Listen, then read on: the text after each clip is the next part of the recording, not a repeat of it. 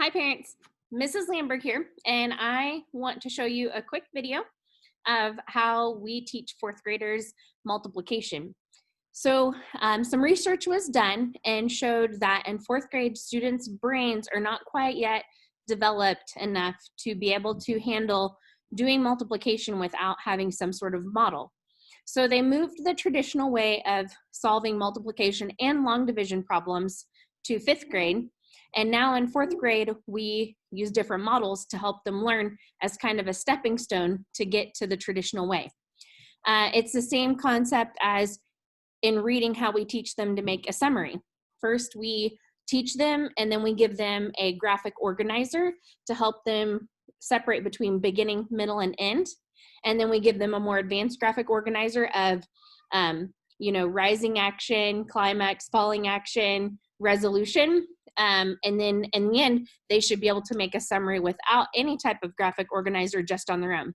This is the same concept, just that it's in math. So it is different from what we learned, but studies show that students that learn multiplication and long division using these models, that as they get older, if they cannot remember the traditional way, like how we learned it, then because they know this and they know how it relates to place value, they are able to figure it out on their own. So it's kind of teaching them those problem solving skills also. But I know that it's different from us. I had to learn it whenever I started teaching it. So this is a quick video to help you learn how we teach multiplication in fourth grade, just in case you need to help your child. Again, if you want to teach them the traditional way and they understand it, please go ahead and teach them. They're learning it in fifth grade anyways, so there's no hurt in them having more than one way to solve it. So let's get started. Okay. This first model that I'm going to teach is called an area model. Sometimes you'll see it referred to as a box model. So I'm going to write that up here at the top so that way we can remember this one. Area model or box method. Okay. All right, with this model, we are taking it and we are breaking it down into its place value, and that will help us multiply smaller numbers easier. So I'm just going to take a 3-digit number. I'm going to take 347, and I'm going to multiply it by 4. Okay, so that's my number. The first thing I'm going to do is I'm going to take 347 and I'm going to break it out to where it's in something we call expanded form. And I'll write that up here too. I'm sure you've probably already seen your students do expanded form. We do a lot in place value with it. So this is how it is. So I'm going to divide this into hundreds, tens, and ones. So we have 300 plus 40 10, and 7 is in our ones. Now I'm going to take this number, and because I'm multiplying by a 1-digit number, I'm just going to make a rectangle. Okay? And when I have my rectangle, I'm going to put the number that I'm multiplying by over here on this side. And then across the top, I'm going to put this number that I just put into expanded form. So on the top, we will have 300 plus 40 plus 7. Now, anywhere where I put the addition signs, I'm going to put a line through my box. So right here, and then again right here. And now I have it divided up, and now I'm ready to start multiplying. So I like to put a multiplication sign in the corner, because when I go to multiply this, I'm doing this times this, this times that, this times that. And that's what's going to go in each box. So to start, I'm doing 4 times 300 plus 4 times 40 plus 4 times 7. And I have that broken out now, and I'm going to come back over here.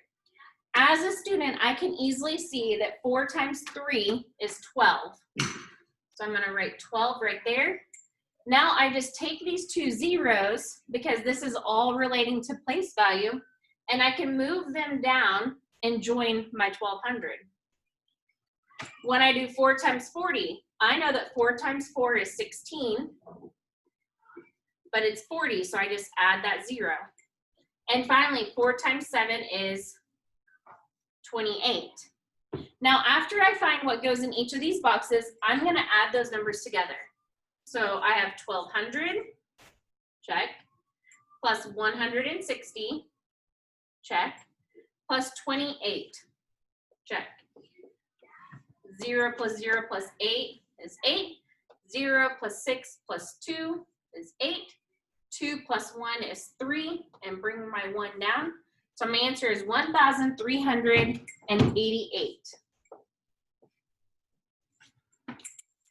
Now, this is how we do it whenever you have, in 4th grade, up to a 4-digit number times a 1-digit number.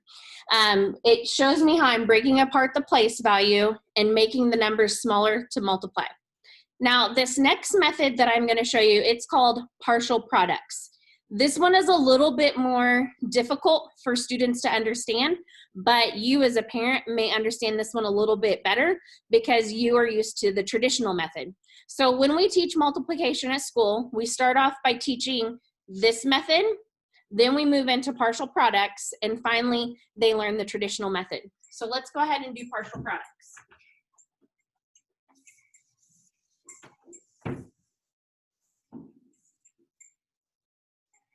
Okay, for partial products,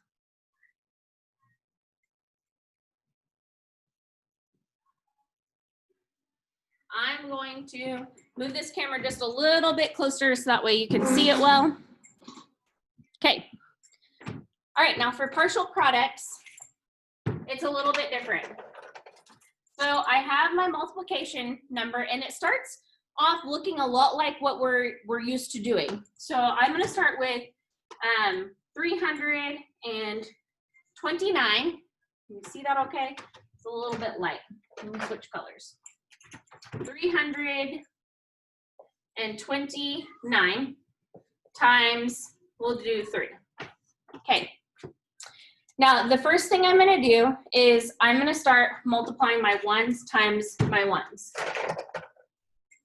So right here, I have 3 1s, and I'm multiplying it by 9 1s. And this is where the place value comes in. The 9 is in the 1's place. Next, I have 3 1s, and I'm multiplying it by 2, and it's in the 10's place, so 2 10s. Okay. Finally, I have 3 1s, and I'm multiplying it by 3 hundreds because it's in the hundreds place.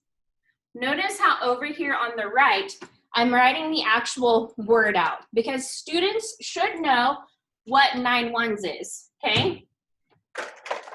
So I know, and students should know, that 3 1s is the same thing as 3, okay? And they should know that 9 1s is the same thing as having 9. So when you do 3 times 9, you get 27, okay? Again, we have 3 1s, and if you have 2 10s, which means that you have 2 of those place value blocks that are each worth 10. So if you have 2 10s, altogether that's worth 20. So you would have 3 times 20, and 3 times 2 is 6, and when you add one more, that makes 60. Okay? Finally, we have 3 1s times 3 hundreds. A hundreds block is one of the big squares. So if I have 3 of the hundreds, then I know I'm multiplying times 300. 3 times 3 is 9, but when I add 2 zeros behind it, it becomes 900. And now I'm going to add these together. So 7 plus zeros is 7. 2 plus 6 is 8. And my 9 just comes down, and it becomes 987. So this method is partial products. We use this method when we're multiplying 4-digit by 1-digit numbers, and we also use it when we're multiplying 2-digit by 2-digit numbers. This is the second process, and it comes between area model and before the traditional method. So that's all I have for you today.